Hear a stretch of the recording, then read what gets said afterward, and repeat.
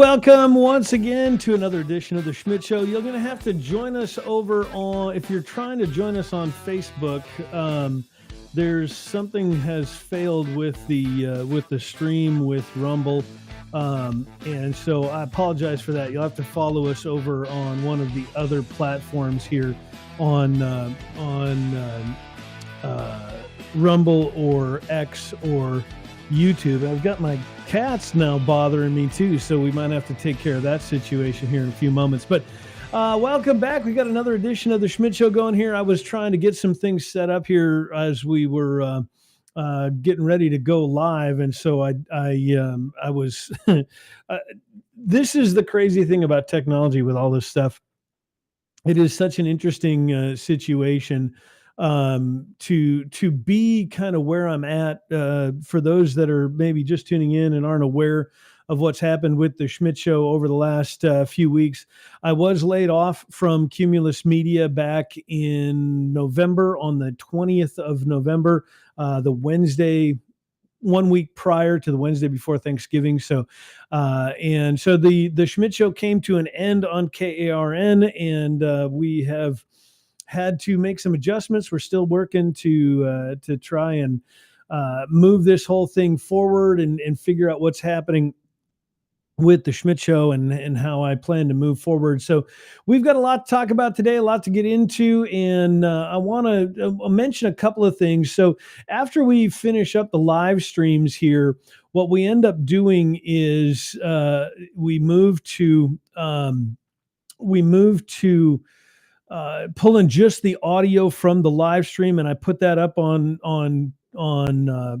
podcasts. It's I use an app called Fireside, and Fireside then distributes it out to all of the other podcasting platforms, Spotify, Apple Podcasts, all of those sorts of things. And so as I've been trying to kind of figure out this whole shift in technology and shift in a different approach as it relates to bringing you the content that I've tried to bring over the last nearly 11 years on my radio show. I found out about this app called Fountain.fm, Fountain, Fountain.fm, Fountain.fm. And this app is designed essentially for podcasters to be able to profit off of what they create. And so it's a really cool way to do it because it uses like Bitcoin and all that kind of stuff. And the cool thing is you don't really even have to do anything. You don't have to subscribe to anything. You don't have to do anything really other than listen to podcasts through this app. And essentially what it does is, as podcasters listen to your, or as audience members listen to your podcast, for every minute that they podcast, every minute that you listen, you can earn satoshis,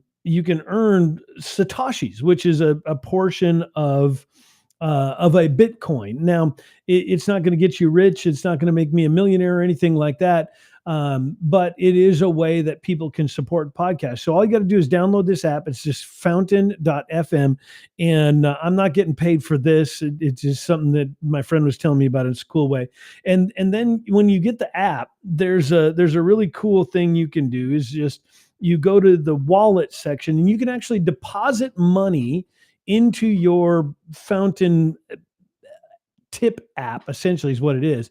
And then in doing so, for every minute that you listen, I get a couple of 1/100th of or 1/100 millionth of a Bitcoin for each, second or however many times that you listen or however long that you listen. And you can do that with any podcaster. It's not just for me, but no matter who you're listening to, if you deposit money into your account, anybody that you listen to will get a small percentage, a few pennies per minute of listening. And the great thing is you can do that, but you don't have to. You can just listen. You'll still be able to listen to all your stuff. You'll still be able to enjoy all your podcasts, you get to just be a freeloader, so you don't have to pay for it. But it is a way that if you want to, you can support the people that you listen to on various podcasts, and you don't have to do anything. You don't have to try to make that happen. It's actually a pretty cool system, and it's a way that creators get paid for the content that they create. So I just want to give that mention real quick. So if you're looking for a good podcasting app, I've been using it on my phone recently, and just trying it out. And I haven't deposited any money into my account yet, just because I wanted to kind of figure it out first and see how it works. But eventually, I do plan on, I'll put $20 in there or whatever, and then for every minute of a podcast that I listen to, the podcaster that owns that podcast, that owns that content, they will get a few pennies for every minute that I listen to their podcast. So I'm actually looking forward to seeing how that works and seeing how it plays out. So that's one of the things I wanted to mention. As I also have the Patreon and all that kind of stuff. I'm not going to sit here and beg for money. But that stuff's easy enough to find. You can go out and find it, Patreon and whatever other ways that you want to support. There also, you'll notice in I've got if you're watching on like YouTube, you can join the chat and you can share messages. Like James on YouTube said, hashtag bated breath. So he's paying attention. He also texted that in. So if you look right down here, there's a text number. You can even text into the show live, and we can have that interaction just like we did when I was on the radio. I don't have a phone line set up yet, just because the technology behind that is a little bit more complicated, and there's more cost and all of that to be able to do that. The texting I can do through Google Voice, and it's free. And you can join the show and text in questions or text in anything that you really want to talk about, a topic, an idea, any of that kind of stuff. So there's all kinds of ways to do that. I'm trying to set this up as best I can, to be just like the radio show, so that you can join, you can text into the show. Like I said, eventually I'd like to get the phone calls and all that kind of stuff set up, and hopefully we can make that technology work. But I want the Schmidt Show to be your voice, not just the Schmidt Show that I get to get on here and yell at you and talk about what I want to talk about, and hoot and holler about the things that I'm frustrated about or excited or passionate about. But these are the things that we can all find a way to share our voices. That's my hope with this. One texter already joining the show says, I sound better through text anyway. I love it. Honestly, I probably would sound better through text message too. So there's that.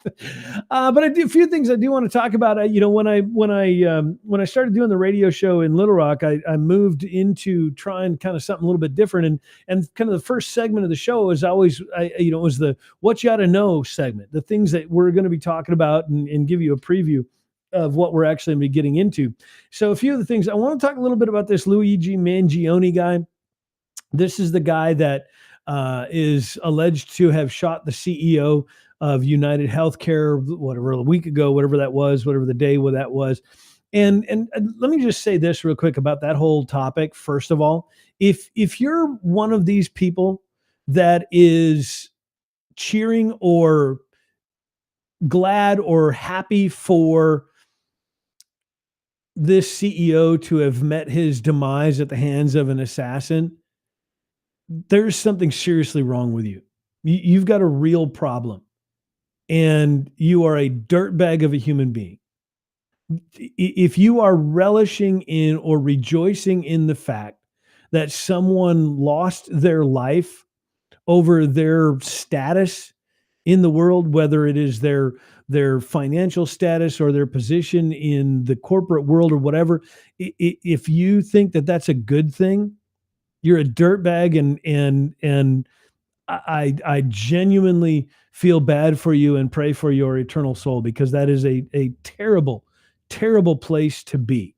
If that is where you're at, like you're genuinely rejoicing over this man's death, there's something seriously wrong with you. So I just want to get that out of the way. I don't care if you like the guy. I'm not saying you have to laud him as some great hero or anything like that.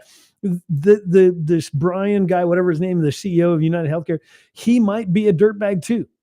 He really truly may be a dirtbag. But if you're relishing and rejoicing in his death, there's genuinely something wrong with you, and you need to rethink your life choices.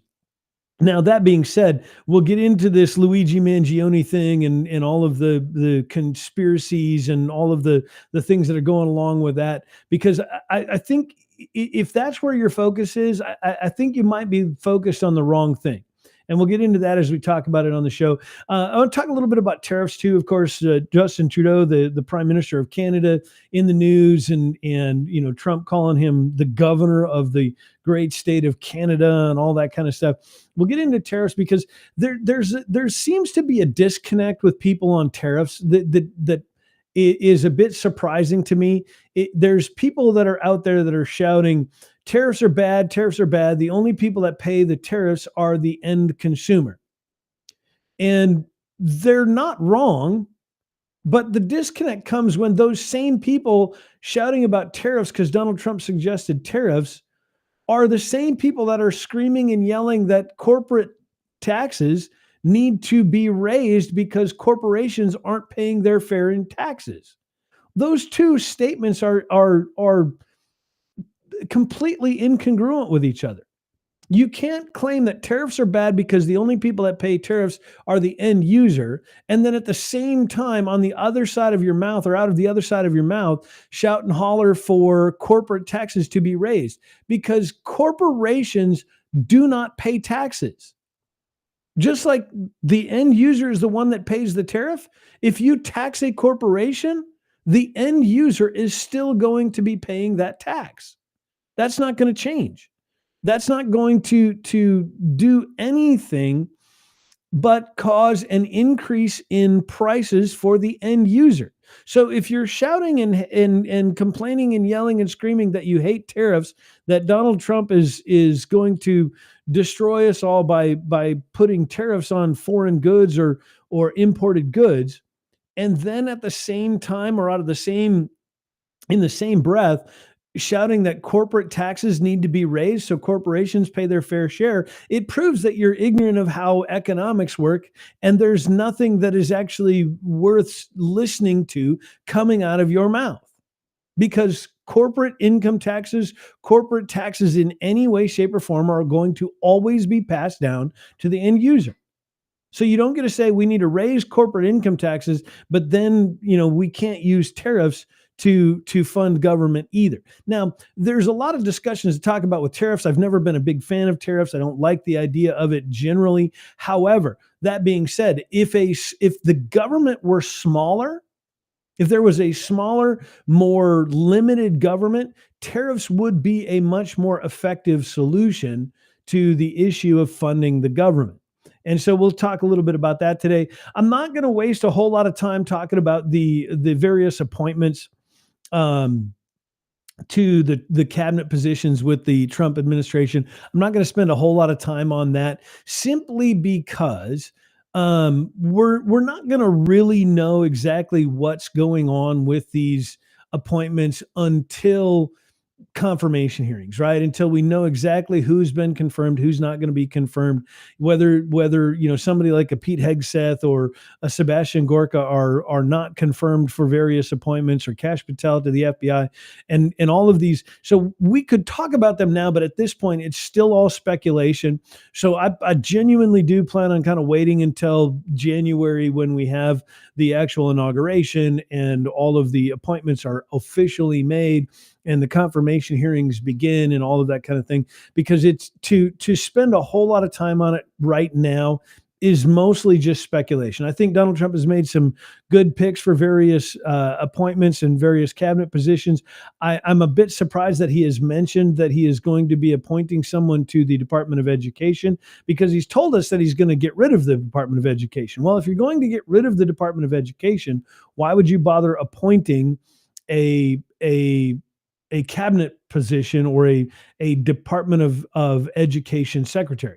If you're getting rid of the position, if you're getting rid of the cabinet or the agency or the department, why are you bothering to to appoint someone to that position in the first place. So we'll get into that as well. Today we'll talk a little bit about that, but like I said, I'm not going to spend a whole lot of time on it. The collapse of the Syrian government and the exile of Bashar al-Assad, however you pronounce his name, is another thing I want to talk about. I've heard a few folks, or I've seen a few folks on X and other social media platforms talking about how how they're so excited. This is such a great thing, and look how wonderful this is, that this horrifying dictator has been destroyed and sent into exile in Russia, or at least that's what's believed has happened, and how this is so great. It's not. This is not an entirely a positive thing.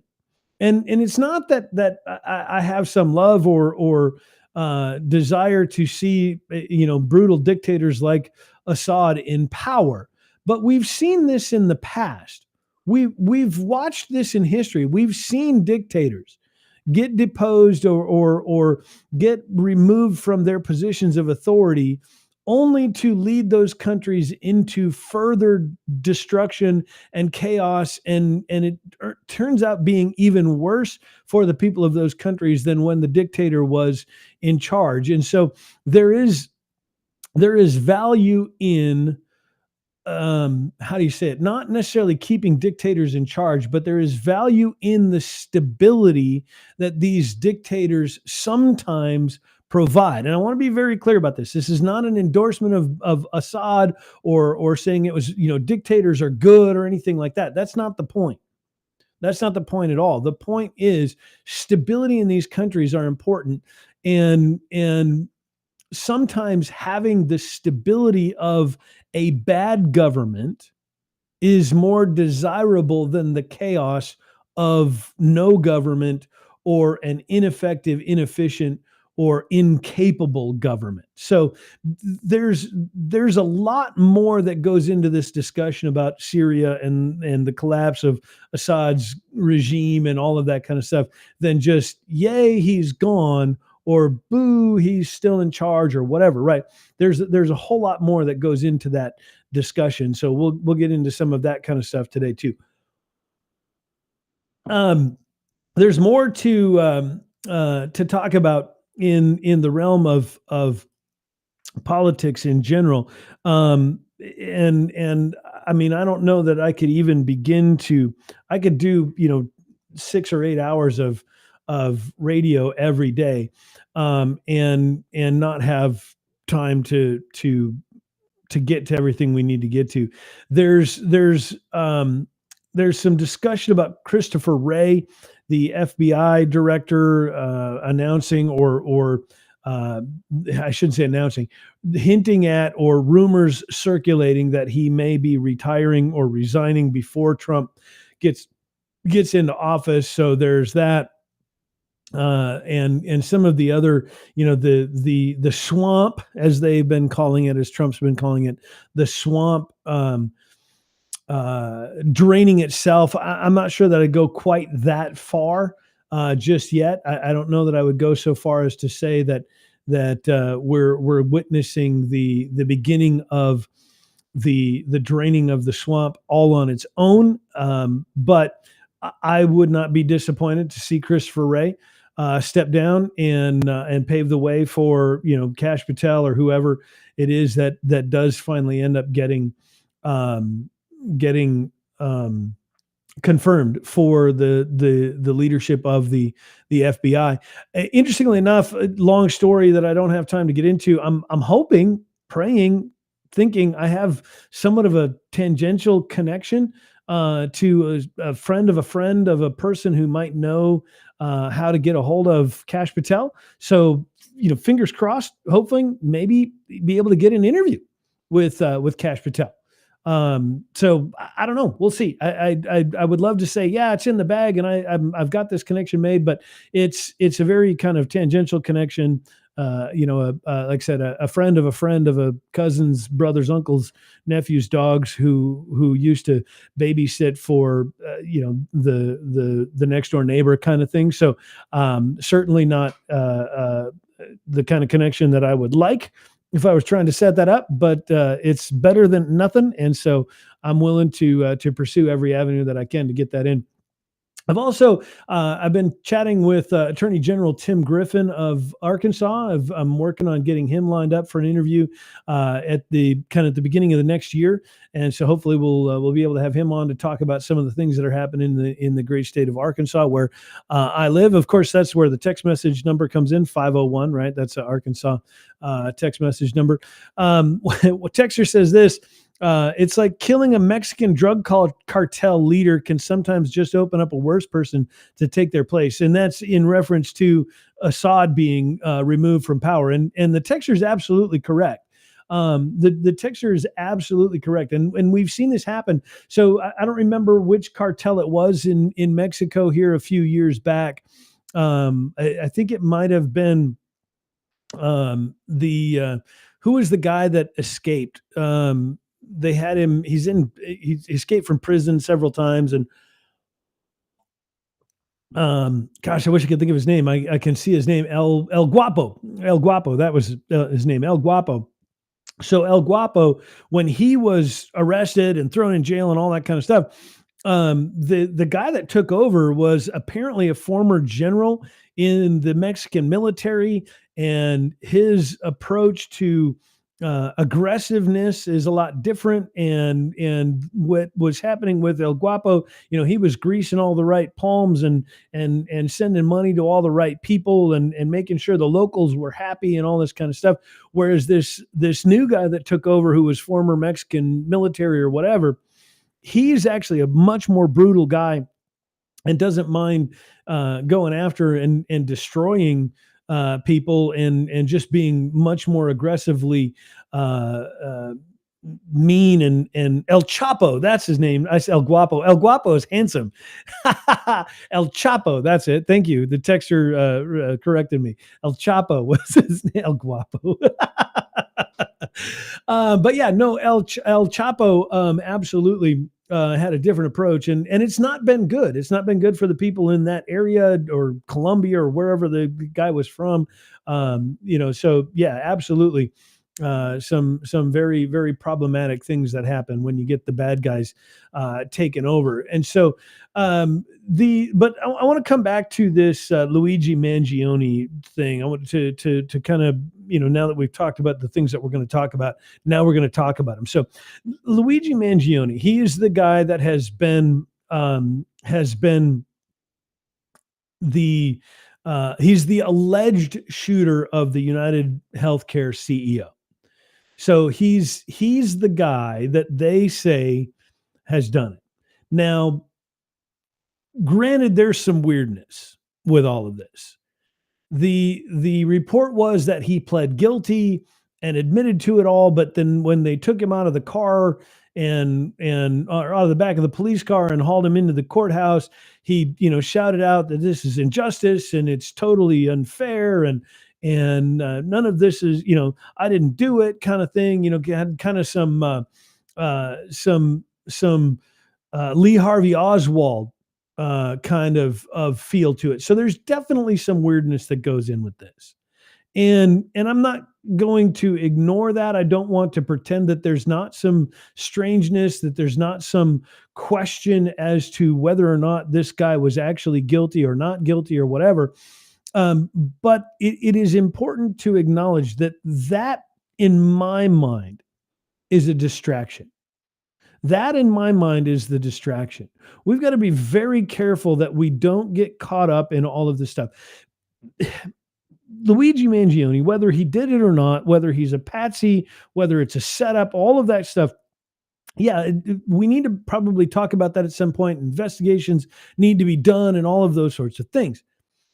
But don't chase rabbits if you're hunting big game, because the reality is, whether Luigi Mangione did it, whether he's guilty, whether he's a patsy, whether it was a setup or whatever, none of that changes the very real fact that the average American is struggling to deal with the out of control rates of healthcare, whether it's insurance, whether it's going to the doctor. I recently had a an MRI done and a whatever other kind of scan. They thought that I might have kidney cancer. It turned out, thank God, that it was just a cyst and nothing to worry about, and everything's fine. But the amount of money that was paid out, not just by my insurance company, but that I'm having to pay out of pocket to cover the expenses of this stuff, is unbelievably out of control. And so the CEO of United Healthcare being dead doesn't change anything. It doesn't lower prices. Whether Luigi Mangione was actually a part of it, or like I said, whether he was a patsy or whatever other conspiracy theory or whatever thing may be true or might not be true, is, I believe, a distraction. And what we should be yelling about, what we should be talking about, and what we should be discussing as it relates to healthcare is, how do we get rid of the Affordable Care Act? How do we deregulate the health insurance and healthcare industries to create a business environment that is beneficial, not to the healthcare companies, not to the hospital companies, not to the insurance companies and all of that, but what can we do to help the business environment or improve the business environment of the healthcare industry so that it benefits the user, that it benefits us, the consumer? And here's the other crazy little part of that is, if we as consumers are feeling the benefits and are feeling like we have a good product at a good price, in a delivered in a safe and effective manner in the healthcare industry, I almost guarantee you that the profits of all of these other companies will begin to go up. Because right now, part of what's happening is people are going to doctors, people are going to healthcare providers in various ways, and they're getting work done, or they're getting whatever medicines and healthcare treatment or health treatment that they need. And then they're just skipping out on the bills because they can't afford it. They go to the hospital, they go to the doctor, they get an emergency room visit where they get some Tylenol or some penicillin or some other antibiotic or whatever they get, and the emergency room visit costs $700 or $800 or $7,000 or $8,000, depending on what you end up in the emergency room for. And people just don't have the money to pay it. And so instead of trying to figure out a way to pay the bill and get level with the hospital, they're just not paying it. They're letting it go to collections. They're letting it go and get written off, which then increases the prices for all of us. And we all have to pay an extra bit more. And those of us that can afford it, and those of us that do end up having to or can end up paying for it, we get saddled with the cost of all of the write-offs. We get saddled with all of the cost of everything else, and having to cover off all the people that have skipped out on bills or used the emergency room as a clinic because they don't have health insurance or whatever it is. And it increases the prices even more. So if we were to create an environment that is beneficial to the individual, to the consumer in the world of healthcare, we would see prices come down, and I believe we would see the viability of small town clinics again. Rural healthcare would be improved again, because the big corporate conglomerates would not be sucking up all the profits, and the small independents could again be viable solutions and a viable place for doctors and physicians assistants and things to get involved in and start opening practices again, because they would be able to avoid some of the burdensome regulation that the government places upon them, making it nearly impossible for them to open a clinic in a rural area or whatever. So the benefit to us as consumers, in the end, in the long run, it'll take time and it's going to be ugly and compliance and all of those things. I get all of that. This isn't an overnight solution. This isn't something we can fix with just a few lines of a couple page piece of legislation. There's a lot of work to be done. I get that. But creating a business environment that is beneficial to us, because if I know that, hey, I'm not feeling good, I've had some weird chest congestion and it just won't go away, and I probably got some sort of infection that I need to get taken care of, and I know if I go to the doctor, it's only going to cost me $50, or it's only going to cost me $150 instead of 500 or $1,500. I can just go to the doctor and go, hey, I'm not feeling good. Oh yeah, office visits, $35, and here's a prescription for some Z-Pack or some other uh, antibiotic or whatever. And in the end, it cost me $150. I'm not going to just stay home and ignore it, or I'm not going to go to the ER hoping to get something free, and knowing that I fully intend to just skip out on the bill. The money, the revenue begins to increase for these various, whether it be an independent practice or a clinic or a hospital, whatever, because more and more people will actually be going to the doctor because it will become affordable, and health insurance premiums will come down because they won't be paying as much. And again, it'll take time. And these big companies will hang on to and cling to the profits as long as they possibly can. But eventually somebody's going to come along and go, hey, you know what? We can steal a whole bunch of customers if we just lower our prices. We're United Healthcare, and Blue Cross and Blue Shield is over there. And Blue Cross and Blue Shield is charging on average, $500 a month or $1,000 a month or whatever per policy. If we just lower ours to 20 or to 90% of that, we can steal a bunch of their customers. And then Blue Cross and Blue Shield go, hey, we lost a bunch of customers. We're going to have to go back and we're going to have to lower our prices so we can get our customers back. And over time, the prices of these things will begin to come down. We'll begin to see a readjustment of the cost of so much of this as it relates to healthcare. Now, again, that is a hyper simplified approach to it. And I understand that it is much more complicated than that. But that's the basic understanding of what needs to happen.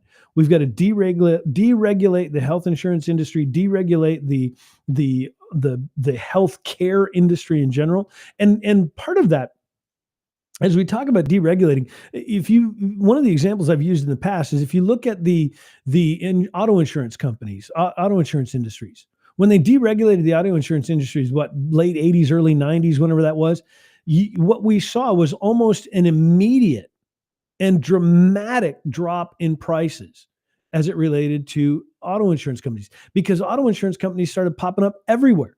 Because I no longer had to do business with the only one or two or maybe three auto insurance companies that were allowed to operate in my state. I could now go to Progressive and Geico and Nationwide and Farmers and all of the others, and I could the General, save some time, whatever the insurance company that you use, you now had 100 options. And they were all offering all sorts of great things. We can tailor your coverage, and we can give you full coverage, and we can give you new car replacement. In fact, we can give you 1 year newer car replacement and all those things. And then the other company, Geico or Progressive said, well, tell you what, we'll offer that and more, and we'll give you a gap insurance and all of this, and we'll pay off your loan, and we'll still buy you a new car if you come to us. And so the insurance companies began to see competition. And golly gee, wouldn't it be great if I could start to choose instead of just the one that my employer offers? If I'm instead of having to be required, if I want health insurance in some sort of benefit as an employee of the company that I work for, if I could choose from one of 10 or 20 or 100 different health insurance companies, and these companies know that I'm not forced to buy from them, but I get a voucher from my, instead of my company just paying me or paying for 90% or 75% of my health insurance or whatever they pay, if they are able to just go, hey, here's a voucher. We'll give you, we would pay $500 a month as your portion of the health insurance. Here's a voucher for $500, non-taxable, pre-tax, whatever you want to call it, non-taxable $500 benefit that you can go out into the marketplace and buy insurance from anybody you want for any policy you want. And if you don't need, all of the coverage, my wife and I, we're beyond childbearing age. I'm 49, my wife's 47, and we're not going to have any more kids. I had that taken care of a few years back. She's never going to be pregnant again.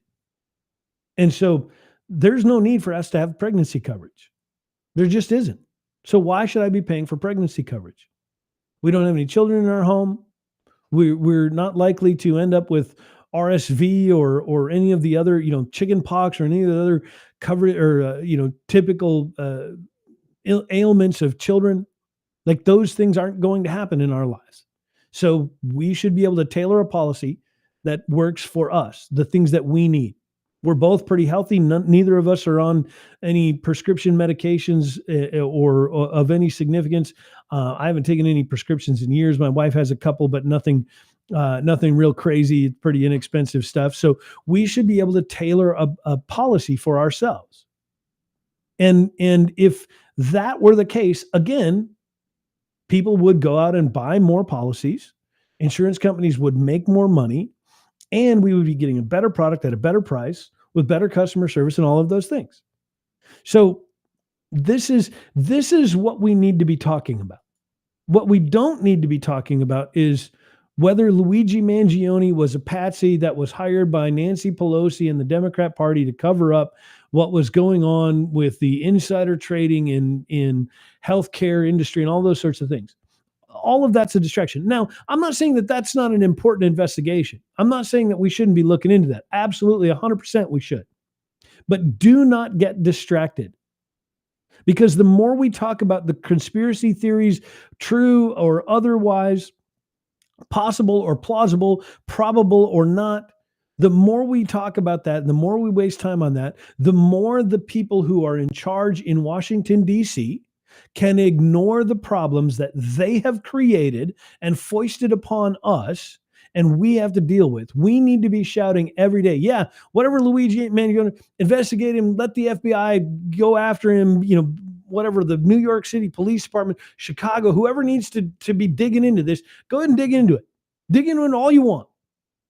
When you figure out what happened, let us know. But right now, I don't care, because what I really care about is how this Congress coming up and how this new presidential administration under President Trump and Doge and Elon Musk and Vivek Ramaswamy and JFK RFK Jr. and all of the other people, I want to know what they're going to do to reevaluate every government agency, limit the growth, limit the size, limit the scope, limit the ability of the federal government to screw with our lives. That's what I want to be following. That's what I want to know about. I don't care if Luigi Mangione is a patsy. I don't care if Luigi Mangione had a Facebook account that was followed by some, Republican or Democrat congressman and what. I don't care about any of that.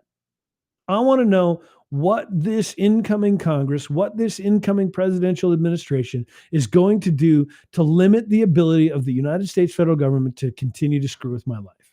That is the more important thing. Do not get distracted. I said this earlier, do not chase rabbits when you're hunting big game. Do not chase rabbits if you're hunting big game. A rabbit puts meat on the table for a meal.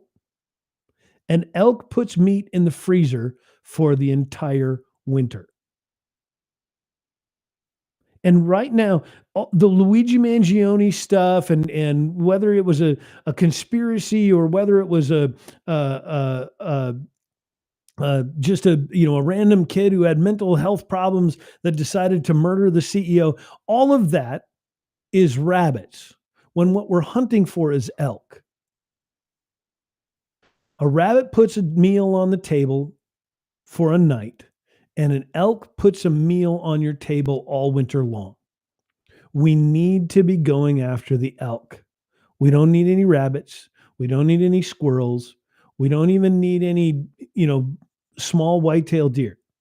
We need elk and moose. We need big game that is going to put meat in our freezer for a very long time. And what that looks like is getting rid of government inefficiency, deregulating so many of these industries that are already crushed with regulation. Part of the reason healthcare is so expensive is because when you go to the doctor doesn't just have to pay for the electric bill in his building, and he doesn't have to just pay for the equipment that he uses or the stethoscope or the computer systems or all. He has to pay for compliance with all of the federal regulations. They have to pay sometimes hundreds of thousands, if not, depending on the size of the practice or the hospital or wherever, millions and potentially billions of dollars in expense to provide you an aspirin because you had a headache. And we're chasing rabbits while we should be hunting elk. And so if we're going to get any of this stuff done, we've got to stop getting distracted with all of the nonsensical stuff, the stuff that doesn't really matter, the stuff that they can take care of. And look, here's the other thing. One of the problems with this whole Luigi Mangione thing, right? And whether it's a conspiracy, a setup, he's a patsy, whatever the truth is, and we don't know, and I'm not even going to begin to speculate as to what had happened. But one of the very real problems with this is that if we had a federal government that was small, limited, and difficult to corrupt because of its small scope and small size and limited funding, we could actually trust them to investigate it. We could actually trust them to investigate this. The problem is the FBI is so big and so top heavy and so corrupt in the leadership and in DC and in whatever federal building that they're going to be living in now. They are so out of control and so corrupt and so overwhelmingly overfunded that we can't trust them to do this. So if we could rein in the FBI, if we could rein in the intelligence agencies in this country and all of the other federal law enforcement agencies to where they are sleek, slim, and effective, and because of their small size and small scope and small ability to influence the direction of our politics and influence the direction of our country, we wouldn't have to worry about them being corrupt. And we could trust them to just go, you know what? This is FBI guys. This is your job. Go take care of this guy. Go figure out what happened with Luigi Mangione and the CEO of United Healthcare. Go figure it out. Go take care of that. We're going to keep yelling at Congress to keep cutting regulation.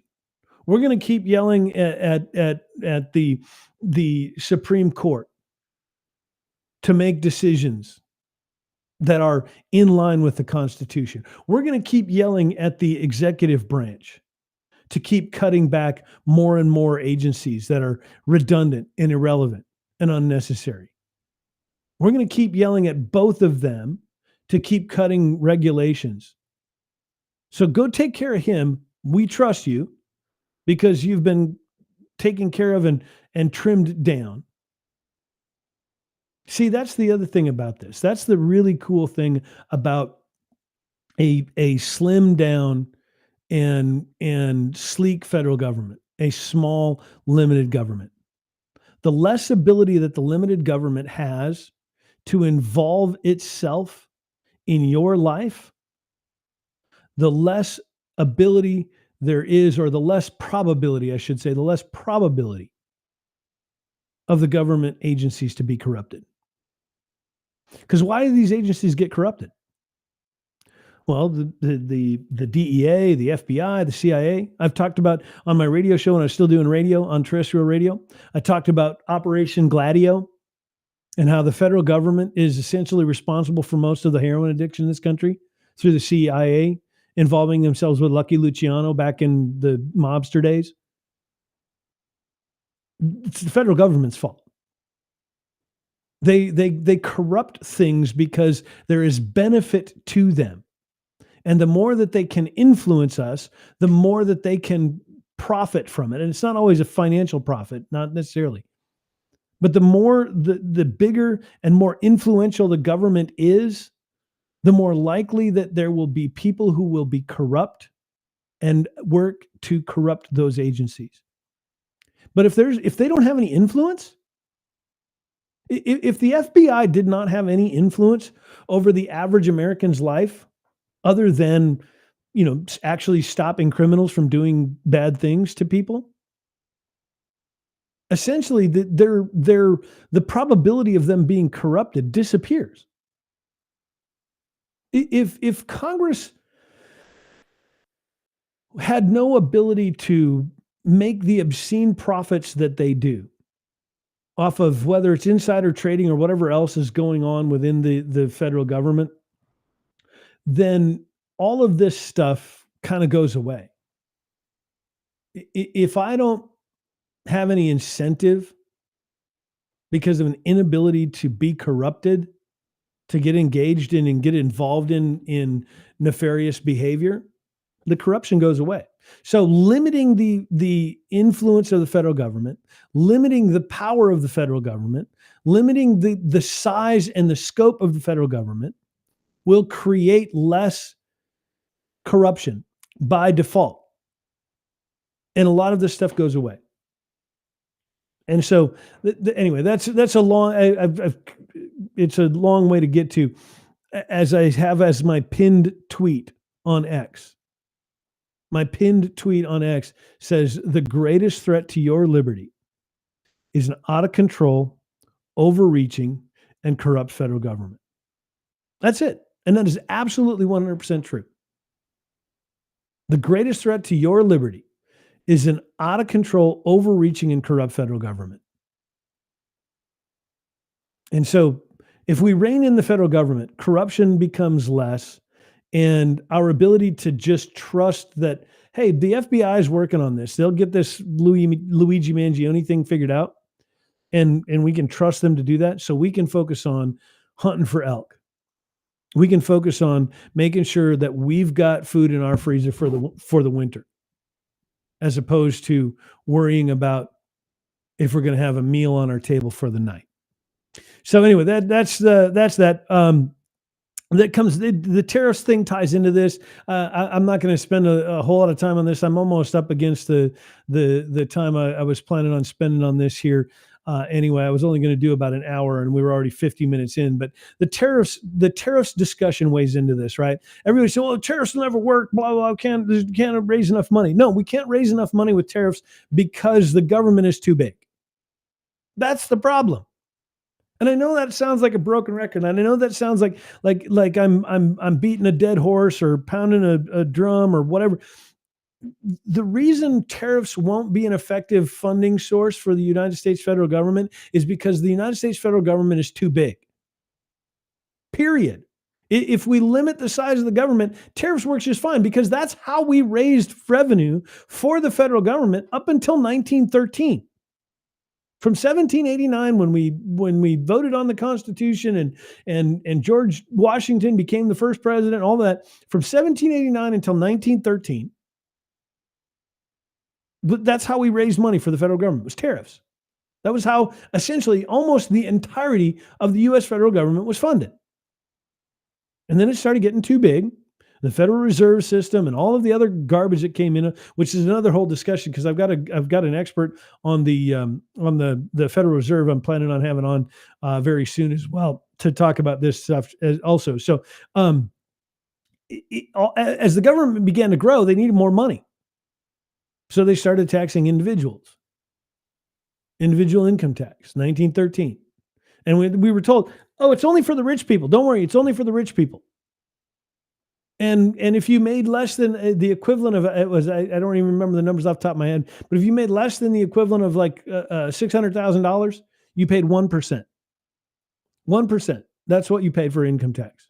If you made less than $600,000 a year, adjusted for inflation from 1913 to now and all that. And the top, you had to earn like almost like it was like 3 million a year, something like that, or the equivalent of 3 million a year. And then you only had to pay 7%. And we were told, oh, it's just for the rich people. And then within 25 or 30 years, the lowest rate you could pay for income tax was like 23%. And the highest rate was like 91%. The highest tax bracket. It's just an absolute utter absurdity. So if we went back to a government the size of the United States federal government in 1913, which I get, the world's changed and we'll never get back to that small. But if we got back to proportionally as small of a government as we were 110, 111 years ago, tariffs would absolutely be an effective way of funding a small government. And yes, we would, as consumers, end up paying them. But we could find ways to avoid them if we wanted to. Don't buy products that come in from overseas. If you want the convenience, if you want the cheap, product or the inexpensive item, maybe you don't want a Rolex, maybe you just want a Seiko. And so you buy the Seiko. Maybe you don't want a Cadillac, you just want a Toyota. You buy the Toyota or you buy the Cadillac. But you could avoid these tariffs if you choose to. And again, that comes back to the whole discussion of voluntary taxes. And I've talked about this at great length over the years about the ability to move to a voluntary tax policy where if you don't want to pay for a thing, you don't have to pay for a thing. And then you don't have to pay taxes at all. You can completely avoid paying taxes if you want to. Now, if you want the convenience, instead of having to grow your own chickens and raise your own cows and all that kind of stuff in your backyard, and you just want to be able to go to the store and buy some hamburger, some eggs, and some milk, you could do that. And you pay the tax for that convenience. But if you didn't want to pay that tax, you could just grow your own chickens and your own cows in the backyard.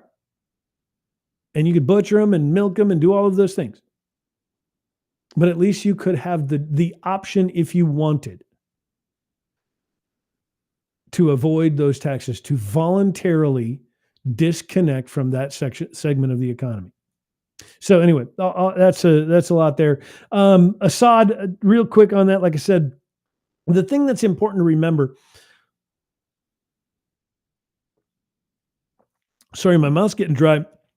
I don't get commercial breaks anymore. I used to get 3 or 4 commercial breaks every hour, and I could take a drink of water and whatnot during the or a drink of my knockoff Red Thunder. This is my knockoff Aldi brand of Red Bull. Yeah, the Assad thing. Yes, it's good that Assad is gone. Assad was a bad guy, but it's not all good. It's not entirely positive. There is going to be an incredible amount of destruction and chaos wrought upon the people of Syria in the coming weeks and days and weeks and months. It's going to be very, very ugly. I mean, imagine what our country would look like. Imagine what the United States would look like over the next 2 years if the entirety of our government collapsed and we were simply taken over by various regional warlords to do what they want with us. It would not be a good thing. Yeah, we would get a limited government in a hurry, and that's what we kind of want and need and would be beneficial to us, but done in such a way that it is collapsed like we're seeing in Syria, it's going to cause a lot of heartache. A lot of people are going to die. And so while, yes, it's probably good that Assad is gone, Um, be very aware that there's going to probably come a point where we're going to need to send some foreign aid. Now, I don't know about military, but foreign aid to Syria. We're going to have to send a few $billion because congressmen will get up on the floor of the House and the floor of the Senate, and they'll show pictures of dead babies and bad situations and all that kind of stuff in Syria, and they'll pull at our heartstrings, and there'll be news articles and there'll be reports of how terrible things are in Syria, and they'll write a bill that sends a few $billion in aid to Syria, and we'll have to pay for it. That's coming. That is absolutely coming. You can mark the tape and save this conversation for later. And when it does happen, and some congressman is on the floor crying and showing pictures that are blurred out of dead babies laying in the streets that probably aren't even actually real pictures, but they'll use them to tug at our heartstrings so they can raise some more taxes and spend more of our money in places that we'll never see, never visit, and won't ever affect us in any way. That's coming, I promise you. So it's not entirely a good thing that that Assad was removed and destroyed. Texter says, Brad, what's the best way to get you sponsors to keep you around Arkansas? Asking for your fans. Well, right now, the best thing you can do is a great way to wrap up the show. The best thing you can do, as I mentioned as the show started, download the Fountain FM app. That's fountain.fm. If you just go to your app store, whichever you have, Apple or whatever, it doesn't really matter, and just search for Fountain Podcast app or something like that. Fountain Podcast app. Download that app. Start an account or whatever, and start using that to listen. And then, if you want, just deposit some money into your wallet on that app. You can put $20 in there, and you can listen to a month of my podcasting, and you'll never spend that $20. But if enough people do that, I'll start earning a little bit of income from that. So that's one way. Fountain.fm, download that app, put a little bit of money in there. And for every minute that you listen to any of my podcasts, which the audio only version will be up on the podcast, I'll put that up as soon as I finish up here. The audio only will be there. The other thing you can do is I've got a Patreon account. If you go to just patreon.com/The Schmidt Show, I'm not going to beg for money. But it is a way I get paid. I earned $1.39 from Patreon last month. So one sponsor already on Patreon. So thank you for that. But yeah, you can become a supporter that way. In fact, William Skipper is the guy that gave me $2 last month. So all of that helps. The other thing is, talk to your friends and family members that own businesses and stuff like that, and ask them to contact me. Just send a text message to this number, the right down here. Have them send a text message. Hey, how can we sponsor you? And I can talk to them. I don't do sales. I never did sales when I was in radio. And so I don't have like packages or anything like that, but I'm happy to talk about businesses. I still look, when I worked at Cumulus, when I worked at the radio station here in Little Rock, I got various benefits or whatever from various companies from time to time. And I never got paid from Wayback Burgers, but they did support the station. I mean, they didn't just give me money; they supported the station, and they gave away free burgers. And I got several free burgers from Chris and the folks over at Wayback Burgers. And I still love that company. And I don't know, wherever you're at, if you're listening to this, if there's a Wayback Burger in your town, go eat a Wayback Burger. They're really, really good. Their shakes are amazing. Their burgers are great, and it's a pretty decent price. It's a little bit more expensive than a McDonald's, but it's 10 times as good for, 1 or 2 times as much money. So yeah, it's fantastic. So I love supporting businesses. If you look back in the background there, that is my Wilson Combat uh, barrel and upper for my AR, and the Anderson lower and the Blackhawk furniture on it, the Nikon scope on it.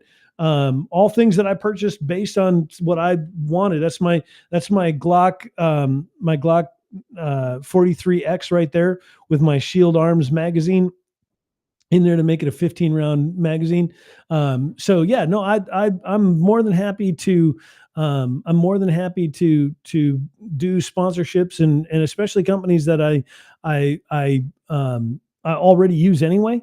So, I'm trying to think of some of the ones here in Little Rock that I've used. Mud Connection, the guys over at Mud Connection, rebuilt the differential in my Toyota FJ Cruiser, for me a while back, and did a fantastic job. Absolutely incredibly good work. And I would recommend them to anyone. And again, I'm not getting paid for any of these. I'm just talking. The point is, that's one way. Talk to your friends, family, business owners that you know, and say, hey, would you be willing to support this local radio show, or local, it's not radio, I guess it's local internet show here on Twitter and X. And it won't always be focused on Arkansas, just because I'm trying to grow an audience and develop an audience that will earn me a living. And look, one of the ways, I'm just always going to be honest with you guys. I'm never going to try and pretend that I'm something I'm not, or pretend that I'm not something that I am. And so I mentioned this last week as it relates to like Twitter. So for example, on Twitter, or X now is what they call it, on X, you can do monetization. You can get monetized as a creator on X. And so one of the ways that you can do that is through the premium, package or whatever. And so I signed up for the blue check mark or whatever on Twitter. And so one of the ways that you monetize is you can do subscriptions. And I've applied for this. And so you can subscribe to specialty content that I put out on X, and it will be, my plan is, as a former pastor, it'll be, kind of daily scripture verses and a short insight as to what I think about or feel about it, that on that particular verse, and so on. So that's one of the things I'm going to do. So for $5 a month or $3 a month or whatever the lowest, I think I set it to the lowest option that you can. And when I get approved for that, that's one of the things that I'm going to do. But the other way that you get monetized on X is through what they call creator revenue sharing. The problem is that requires 5 million impressions on your posts in the last 3 months and 500 premium followers. Now, I'm not anywhere near that. So my impressions over the last 3 months, because I can go to my analytics and I can look this up and see. So my impressions over the last 3 months, I have seen, let's see, just tell you right here. My impressions, I've had 36,600 impressions over the last 3 months. Now, granted, I've not been working as hard at Twitter as I have in the last couple of weeks, so that's part of it. But in order to get to 5 million impressions and 500 verified followers, I only have 103 verified followers. I have a total of 800 or something like that, but I have 103 verified followers. So I'm going to need a few thousand more verified followers and several million more impressions every 3 months before I can even begin to see a penny of any sort of monetization on X. So there's ways to do it. There's absolutely ways to do it, but tell your friends, all of this stuff that they say, you hear every YouTube creator and online influencer and TikToker and all of that stuff, that, like, share, subscribe, all of that stuff. So like the stuff that we do, share the posts that I put out, comment. And it, as silly as that sounds, when you see me post something on Twitter, just make a quick comment. Let the algorithm know that you are interacting with the Schmidt Show, and they'll say, hey, these people are interacting. I bet other people like them will want to interact too. And so then my information, or my my content will then get spread out to a wider and wider audience. So that's a way to do it as well. So, but again, I'm not. I have no desire to beg for money. I'm out looking for a job right now, and I plan on working a full-time job while I do this. Because like I said, I don't want to. I don't want to beg for money. I want to provide content and provide you, the Schmidt heads, with a voice. And so, if I got to go get a job to do that and do a little bit less here on content on the Schmidt Show and all of that, in order to do that, I'm more than happy to do that, and I absolutely plan on doing that. But if you do want to help, if you do want to support, there's lots of ways to do it. Like I said, like and share and subscribe and all of those things. And once the subscriptions are available on Twitter, you know, climb on there and subscribe, or do the Patreon thing, or download Fountain.fm, the podcasting app, and download or deposit $20 into that account. And then for every minute that you listen to my podcast, I'll get a few pennies. And so every little bit helps and every little bit counts. So the other thing that I'm working on is putting together some more and better video equipment. I'm just using a webcam right now. And so I'm working on putting together some better equipment. Oh, the other thing you can do right there, Schmidt Head Gear, go buy a t-shirt, go buy a coffee mug or a sweatshirt or something. That's another way you can do it. So yeah, all of that is how you do it, and how you can help and be involved and help support us. But like I said, I'm working on getting some better video equipment, some better recording equipment that I can take out and do, live interviews on site with other people. And so that's going to be a couple $1,000 as well. So as we grow, I'm still not going to be making a whole lot of money because I'm going to be buying equipment and building out the processes and the accounts or the equipment necessary to put together good content. So all of that is about it. But my wife is going to be home in a few minutes, and we're going to have dinner together. So you all have a great night, and we'll do this again very soon. I'm hoping to maybe do this a few times a week, but right now I'm just sticking to one time a week because I'm out there trying to find a job that I can get paid at. So have a great night. Enjoy the weekend, and we will see you all again very, very soon.